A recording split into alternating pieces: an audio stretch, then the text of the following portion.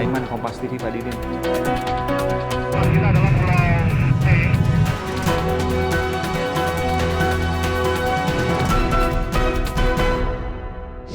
Intinya bahwa ini kan pemaksaan secara halus gitu kan. Oh ini mereka nanti ngancam nggak mau datang. Sampai pada kesimpulan Zumi Zola bilang, saya tidak mau tahu. Kalaupun mereka maksa tidak hadir, saya akan kembali ke RAPBD 2017 sebelumnya. Dengan konsekuensi masyarakat akan tahu yang terjadi bagaimana. Sini, Pak. Pak.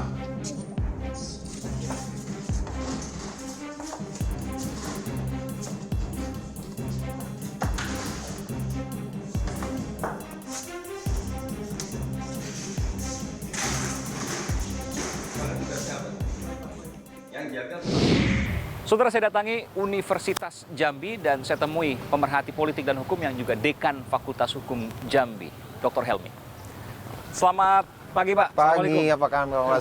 Waalaikumsalam warahmatullahi wabarakatuh. Pak Helmi, saya mohon maaf mengganggu. Saya akan mewawancari Bapak terkait dengan apa yang terjadi di Jambi saat ini dan mungkin mengejutkan karena saya mewawancarai sejumlah warga, mereka terkejut akan penetapan tersangka gubernurnya, Zumi Zola. Betul, keterkejutan itu juga dialami oleh banyak warga di Jambi. Saya ingin Bapak juga menilai hal itu. Ya, tentu saja. Jadi ini satu hal yang memang mengejutkan dan bisa mungkin kita katakan juga mengecewakan ya.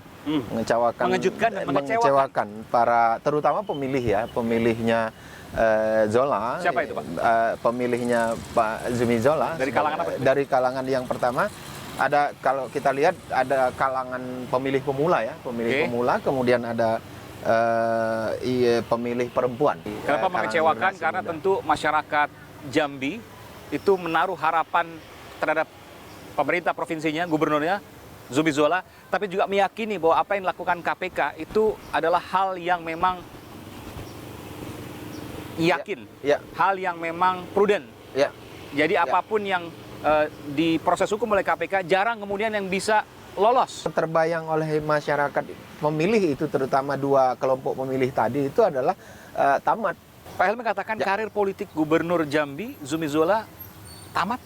Ya, saya kira demikian ya, karena memang dari sisi hukum, dari sisi peraturan perundang-undangan, walaupun masih mungkin ya, karena masih ada proses pembuktian, meskipun sulit rasanya untuk lepas dari KPK kan begitu ya. Nah, persoalannya kan membangun image kembali ya. Meskipun kita harus menghormati proses hukum, karena proses hukum masih berjalan, kita nggak tahu apa yang terjadi di depan, apakah hakim memutuskan A, B atau C, kita tidak mau mendahului.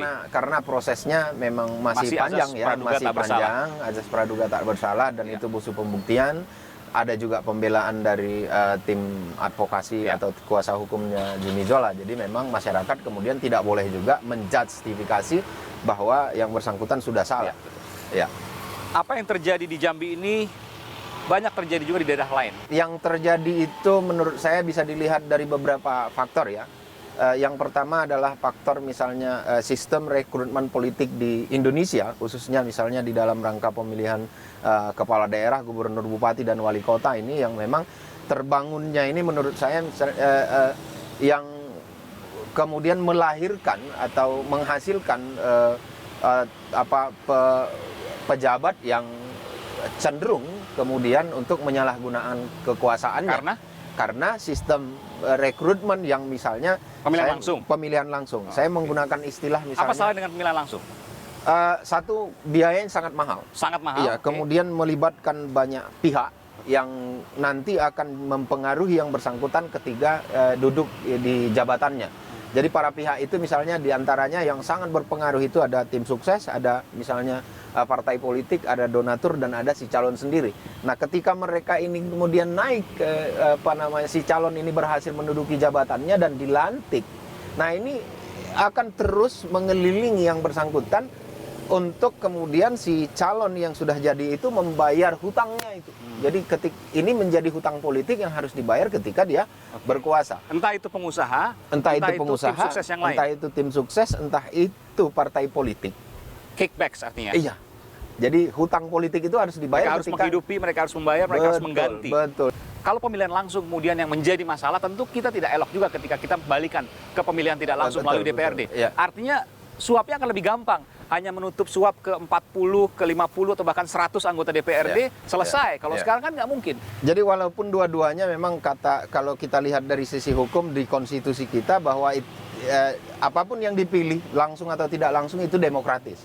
Nah, hanya bagaimana kemudian pelaksanaannya, sistem yang dibangun, apakah dia pemilihan tidak langsung atau langsung. Kemudian dia misalnya tidak menimbulkan biaya yang tidak membutuhkan biaya politik yang mahal. Tapi harus diiringi juga dengan misalnya membangun tingkat kesadaran hukum, tingkat kesadaran politik masyarakat yang baik. Kita ini sebenarnya kondisinya sakit, maka kita butuh obat. Tapi ternyata kita ini dikasih doping. Bukan obat. Bukan obat. Jadi kita tidak butuh doping, kita butuh obat. Jadi evolusi, bukan revolusi. Harusnya evolusi. Jadi pelan-pelan, lihat masalahnya apa, perbaiki di titik itu. Titik lain diperbaiki, titik lain diperbaiki. Bukan diubah semuanya demi mencapai perubahan yang instan. Segera dilakukan perubahan secara keseluruhan. Nah, itu doping. Dan itu akan membuat persoalan, kemudian kita akan tarik-menarik kembali lagi, ini pilihan lama, ini baru.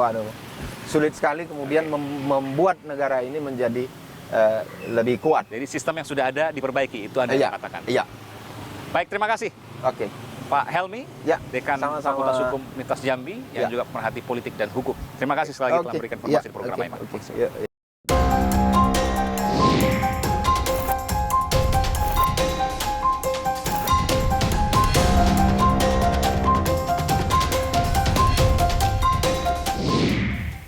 Saudara, bersama dengan Gubernur Lampung, Zumi Zola menjadi gubernur termuda di Indonesia. Awalnya, banyak harapan digantung untuk bangsa. Tapi seolah pupus setelah korupsi menjerat dirinya.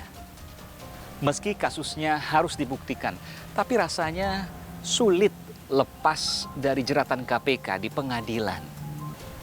Seolah menjadi gaung pengingat bagi seantero negeri. Korupsi menghentikan dan menutup prestasi. Saudara saya Aiman Wicaksono. Salam.